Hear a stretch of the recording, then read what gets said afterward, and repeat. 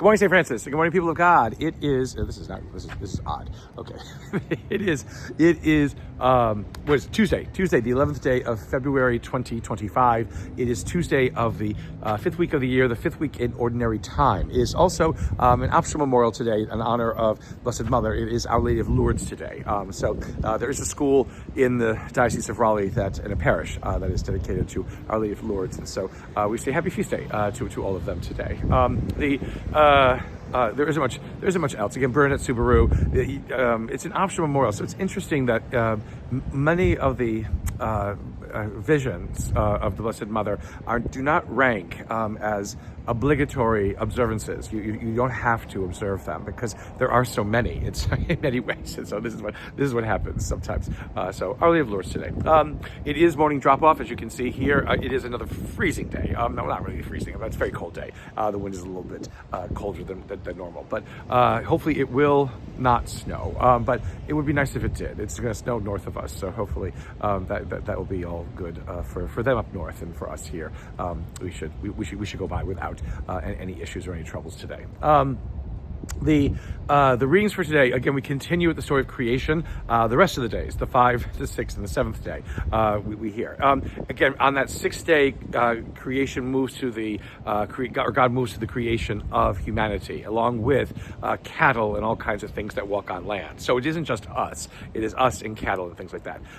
The interesting thing about it, again, is that we are made in the divine image, and male and female. Again, so it isn't one man and one woman in Genesis 1. It is a multitude of humanity, because that makes sense if God says to fill the earth, again, with ourselves. You really can't do that with two. It gets kind of weird. So this is where, again, our focus is always too much on this second creation story of one man and one woman, when in reality our focus always needs to be on this first creation story, in which God creates a multitude of humanity, an equal and an intimate partnership. That is what Adam, from which we get the English word Adam, comes from. Adam means humanity. It doesn't mean a single male principle, as unfortunately it becomes to be equated with after Genesis 2. It is the fullness of humanity, all of humanity. Again, a cosmic understanding of inclusion within humanity and creation. This is what God creates. And again, on that 6th day, when God is finished creating, because remember, creation happens in 6 days. The 7th day is when God rests. But on that 6th day, God sees it all and says it's not just good, but it is very good. Again, and because God says that, it's important to remember always that we cannot undo that. We may be able to mar it. We may be able to, cloak it. We may be able to mask it in some ways. We may be able to suppress it in some ways, but we cannot undo it.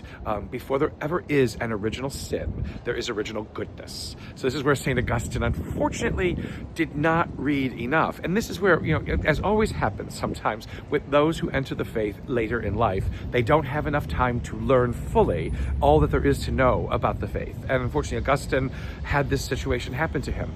All he saw was sin, an original sin, a focus on Genesis 2, and not enough of a focus on Genesis 1. Original goodness always supersedes original sin. And original goodness comes from God, so it can never be undone. So at the heart of who and what we are is always the sense of goodness. We have to remember that. We have to remember that. We have to remember that. If we don't, then it is to our dire end, that we then live incorrectly, and we live with a twisted understanding of ourselves and our relationship to God and to creation itself. Let's see, there's a whole bunch of other things we could do, but this is a short reflection, so we're just going to stop it there. In Mark's gospel, here we have Jesus kind of ready to be scolded by the Pharisees, who basically, are like, why do not your disciples learn or do all the traditions that have been passed down to us? They were not eating without washing. They were eating without washing their hands. They were doing all kinds of things like that. And what Mark then does, so it's interesting, because Mark is writing not just to perhaps Jewish Christians, but also to other non-Jewish Christians. Basically goes into an explanation again of how Jewish people basically were clean. one way like that. But that they took care to clean things like jugs and linens and utensils and what have you. And because these things were cleaned, this is in one way why Jewish communities were preserved from the plagues in the Middle Ages. And again, Christians in their stupidity and in their arrogance basically blamed Jewish people for the plague by saying they poisoned wells and whatever it is because they did not get sick. Well, they didn't get sick because they were clean. Christians were filthy, awful, filthy people. And it's like, again, the whole idea, you don't take a bath because somehow you're going to get sick. Again, ridiculous, absurdities. But this is the whole thing where Mark tries to explain some of the customs in Judaism. But the idea that Jesus then comes back with after being scolded about not washing hands before he eats is that, again, what is the meaning of this? You turn it into a major principle when it is just a good thing to do. And again, this whole idea, you take what God's commandments are and you turn them, into something that is lesser than mere human precepts, and Jesus says. Again, we can get caught up, especially in our church today, with all kinds of rules and regulations we have made up for ourselves as human beings. But then that can often mask what is God's purpose for us and what is God's purpose in our life.